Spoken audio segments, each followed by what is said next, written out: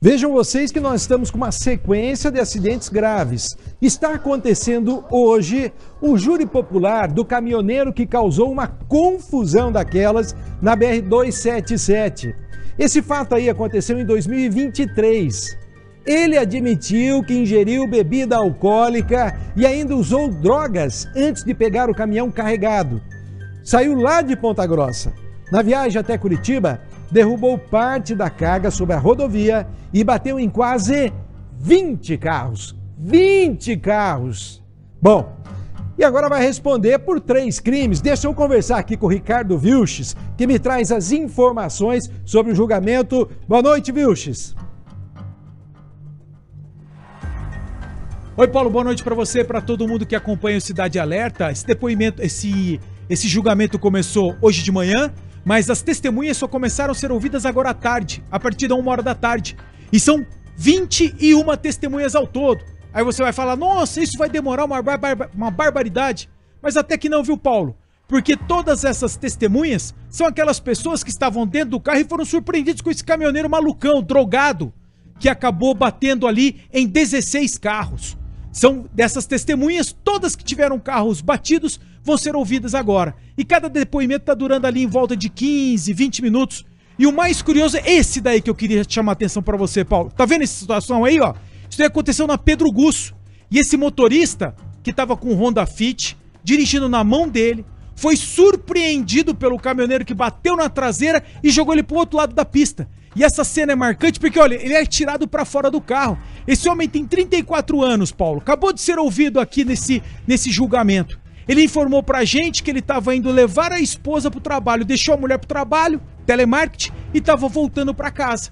Eu falei, rapaz, você não se deu conta do que aconteceu? Ele falou, olha, eu estava dirigindo na minha, olhei pelo retrovisor e vi o caminhão se aproximando. Ele falou, não, ele não vai fazer isso. Fez, bateu e atirou ele pro outro lado da pista. Eu falei, mas você foi tirado para fora do carro? Você não estava com cinto de segurança? Ele falou, rapaz, estourou meu cinto de segurança. Você acredita nisso, Paulo? Tanto é verdade que ele falou, rapaz, ficou minhas costas, a frente, o peito e as costas ficaram doendo por praticamente 48 horas. Ele foi levado ao Hospital do Trabalhador devido a essas dores que ele sentia por causa da força que acabou sendo provocado para arrebentar o cinto de segurança. O limite de velocidade ali na Pedro Gusso é de 40 km por hora e ele afirmou ali para o juiz que o caminhão não estava a menos do que 70 km por hora. Bom, eu conversei também ali bem rapidamente com os advogados que fazem a defesa desse motorista, o Nilson. Só que eles não adiantaram pra gente qual é a estratégia de defesa desse Nilson, do caminhoneiro. Só informaram que isso vai ser revelado ao longo do julgamento. E a estratégia do Ministério Público é muito peculiar, sabe, Paulo? É chamar a atenção dos jurados de que essas pessoas só estão vivas por graça de Deus, para aquelas pessoas religiosas. Tanto é verdade que agora há pouco foi ouvida uma mulher que estava com o marido dentro do carro e ela chorou muito.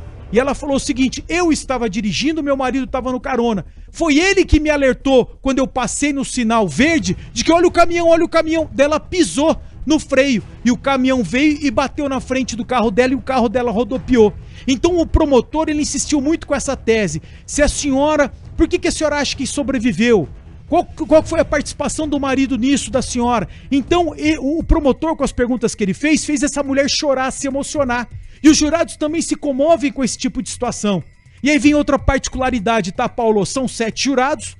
Desses 7 jurados, são 6 mulheres, 1 homem apenas. E eu ali, pela aparência desses jurados, eu deduzo que apenas um jurado, uma mulher jurada, tenha mais de 40 anos. Isso me chamou a atenção demais. É muita moçada, meninas mesmo, que eu deduzo ali entre 20 e 30 anos de idade. O rapaz, esse jurado, o único homem, eu deduzo que ele tem ali uns 25 anos de idade. Esse é o corpo de jurados que vai decidir o seguinte.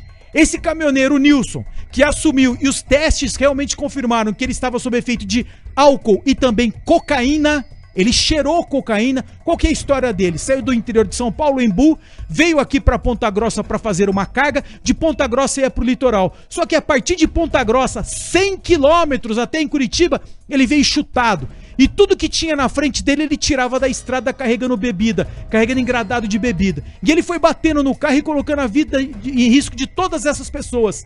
Por isso que ele está sendo julgado por 16 tentativas de homicídio. Vou repetir. 16 tentativas de homicídio. E aí o promotor de justiça tá fazendo todas essas 16 pessoas falarem assim: por que você, senhora ou senhor, acredita que está aqui? E as pessoas estão falando: é por Deus que eu estou aqui. Porque a velocidade que esse cara vinha, e as imagens mostram, não é que foi acidente, não, ele mirava. Ele fazia zigue-zague para acertar a traseira do carro que estava na frente dele, para tirar fora da pista e para provocar o acidente. A previsão, Paulo Gomes, para encerrar essa participação, é que apesar da quantidade de pessoas a serem ouvidas, que esse julgamento termine ainda hoje à noite. E aí amanhã aqui no Cidade Alerta a gente já traz esse resultado. Você arriscaria que tipo de pena, que tipo de condenação para esse caminhoneiro, Paulo? Olha, viu, dá até medo de arriscar, né? Porque o que a gente tem visto quando se tem acidentes de trânsito é dizer que não tem dolo eventual, que não tem dolo direto, dizer que é culposo, e se for culposo vai desaforar, tira do tribunal do júri, vai para a instância inferior. Tomara que efetivamente seja considerado aí o dolo, porque não é possível. Você vai dizer que só há dolo se ele tivesse matado todas essas pessoas?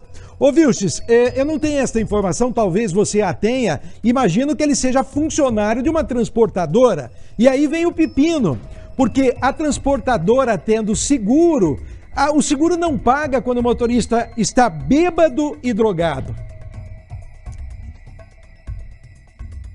Pois é, eu ouvi e os jurados ouviram o relato desse motorista que eu acabei de falar aí, o do Honda Fit preto, que com a batida foi atirado para fora do carro depois que o cinto de segurança estragou, estilhaçou.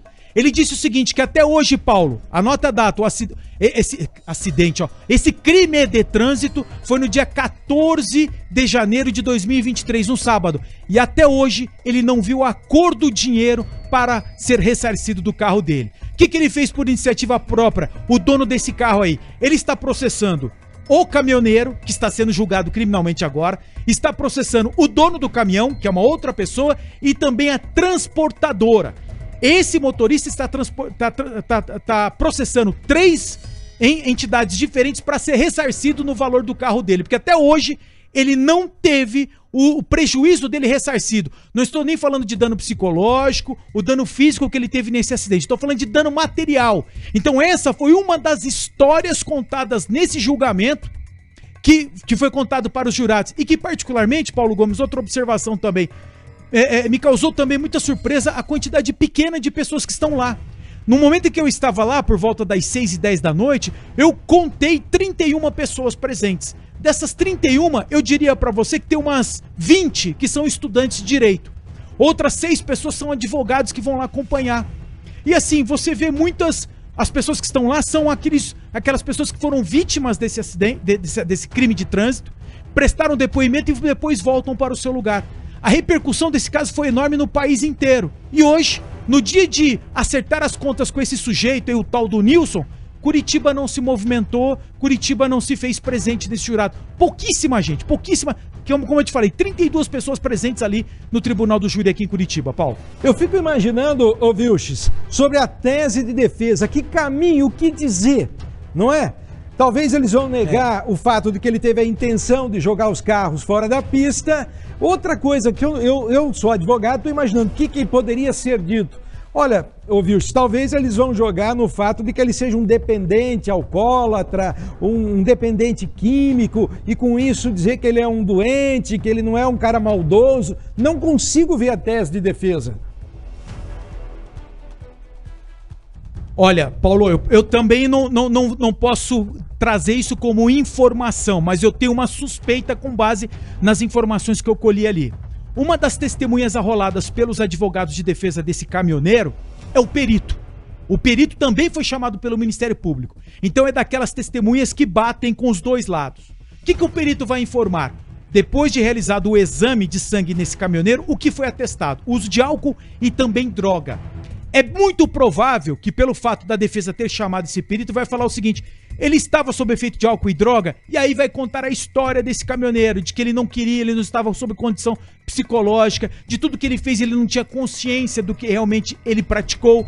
Essa pode ser ali pode ser um caminho de defesa desses advogados. E outro detalhe, são 4 advogados que estão presentes nesse júri para fazer a defesa do próprio Nilson. Perguntei para um dos advogados, uma da advogada, bem rapidinho ali, que não foi para atrapalhar o julgamento, para fazer o seguinte: quem é que tá contratando vocês? É o dono do caminhão? É a transportadora? É quem pagou o frete? Quem contratou essa banca de advogados que veio de Paranavaí, no noroeste do estado? A advogada me informou o seguinte, que quem tá pagando a defesa do Nilson Caminhoneiro é o próprio Nilson Caminhoneiro.